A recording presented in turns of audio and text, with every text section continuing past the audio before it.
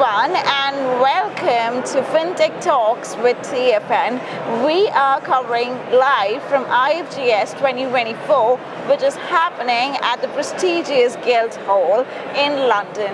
And we are taking this opportunity to talk to some of the really fintech experts which are transforming the fintech ecosystem in the UK and Europe. And joining us today is Jessica Denny, who is the Marcom of Xapien. Hi Jessica, welcome to Fintech Talks with TFN, and I'm so glad you're here and you found us. Yeah, thank you, I'm so excited to be here. That's lovely. And starting with our first segment, we would love to know about your journey and when you joined Xapien, also a bit about Xapien as a product. Yeah, brilliant.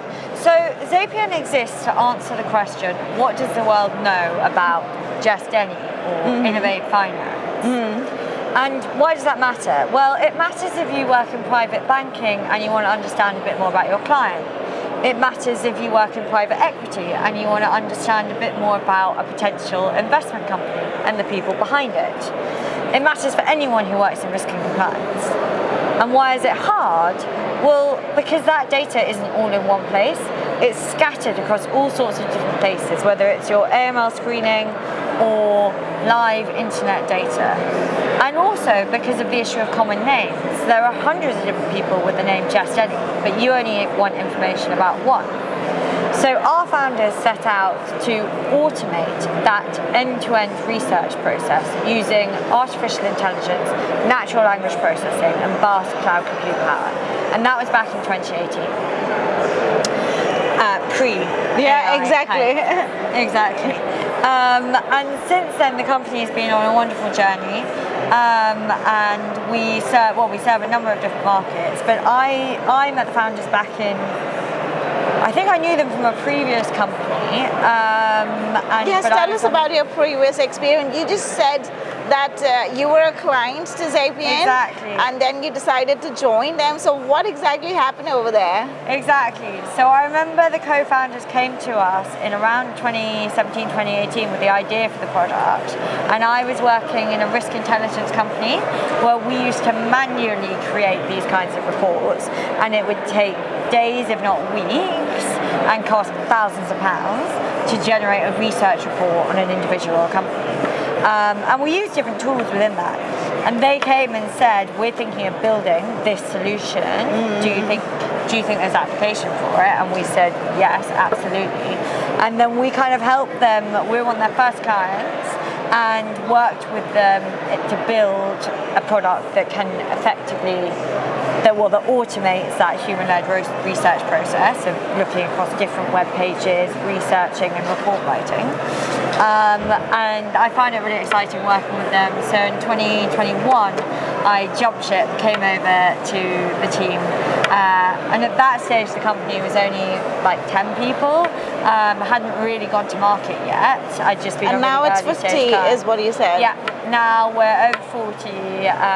We really went to market in 2022, and we're on that kind of rapidly scaling journey, which is the white knuckle road, but that's lovely. And could you also talk about the fintech landscape in the UK right now? And also, what do you think is exciting, the most exciting bit of fintech? And also, if you could talk about the challenges, about the whole landscape and the crisis market, with especially the war going on, and also there has been COVID, there has been a post-COVID era. So what do you think about the landscape? Yeah, really interesting. I think one of the key challenges that any international business faces today, whether it's fintech or something else, is this kind of rapidly exploding risk landscape. So you've got, whether it's a war in Ukraine and increasing sanctions regulation, or whether it's issues in your supply chain, the risks for any business looking to grow internationally are massive. And so that whole risk management sector is massively growing as well. And I think AI comes to meet that need in a really unique way to kind of AI can provide the holistic and nuanced picture about a potential counterpart in a way that other tools and technologies can't do. So I think on the one hand, there's a big risk for there are a lot of challenges for the fintech industry, but on the other hand, I think there's a really neat solution there. Exactly. I think there's a big opportunity. Yeah, we are in an era where like smartphone manufacturers are getting into banking, and even like the Google and the search giants are getting into banking, and the banking is getting into AI. So this kind of transformation is like literally bursting the industry with a lot of innovations. But at the same time, what does Xapien aspire to become in the coming years? Yeah, that's really interesting. I think there's kind of blended services.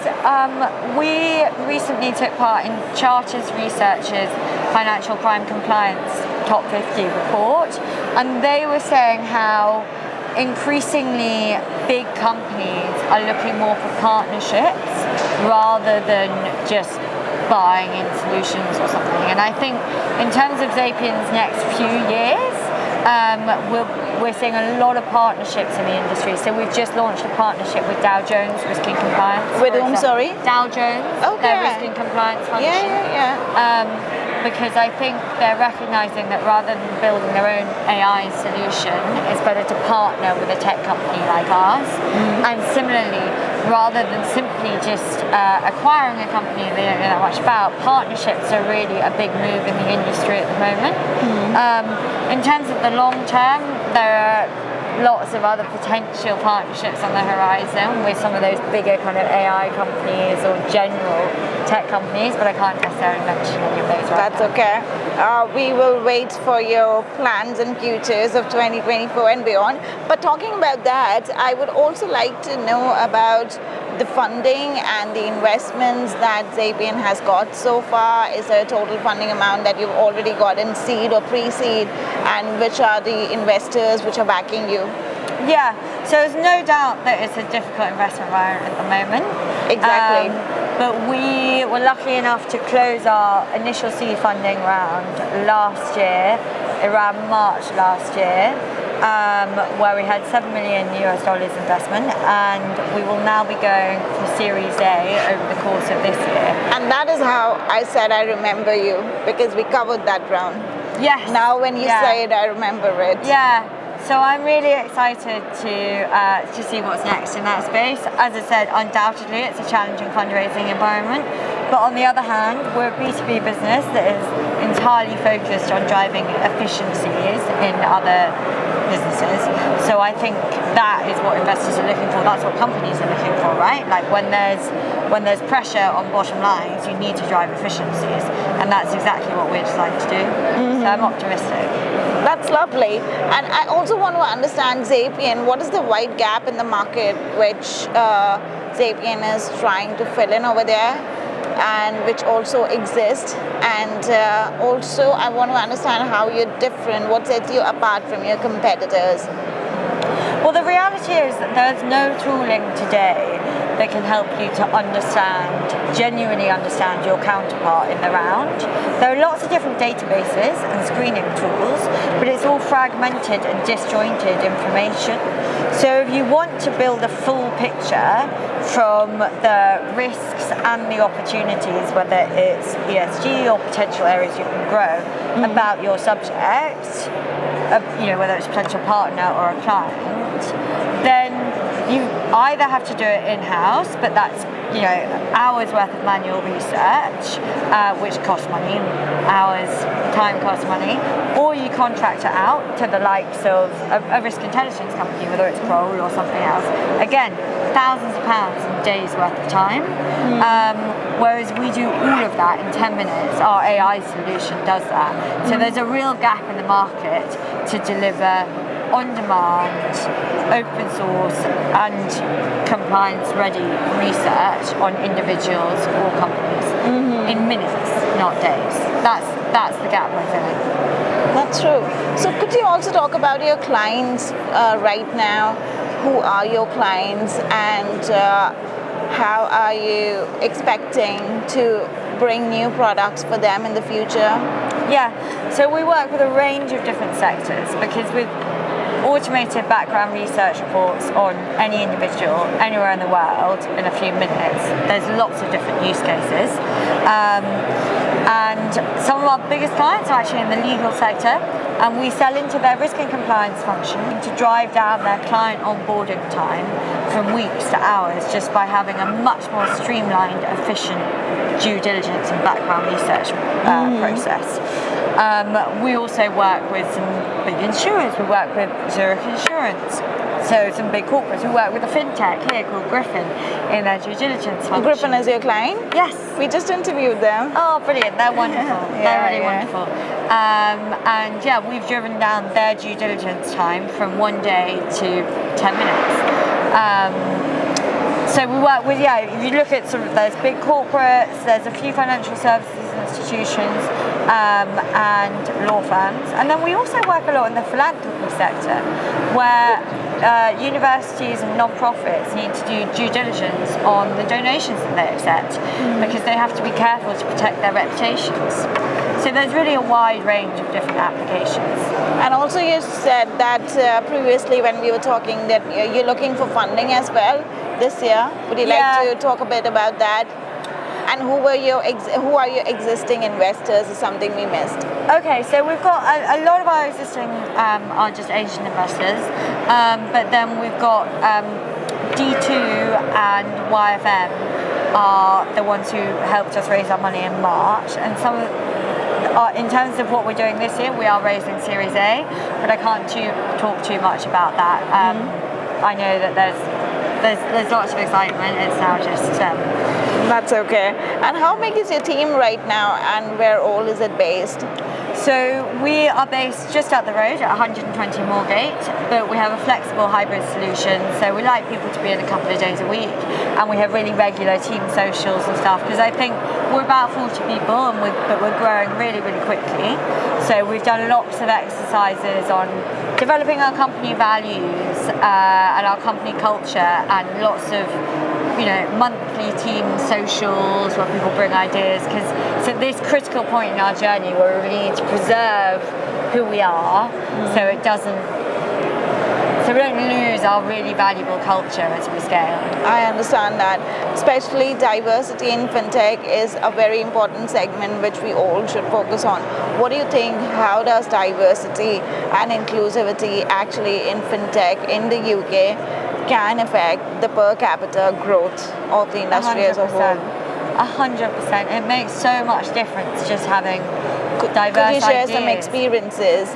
Yeah, so I'm just trying to think. I mean, if you even think about it in our product, so we have, we translate from over 130 different languages in terms of the inputs and the outputs into the tool. But if you have people there who come from different backgrounds and speak different languages, then they can directly feed into that.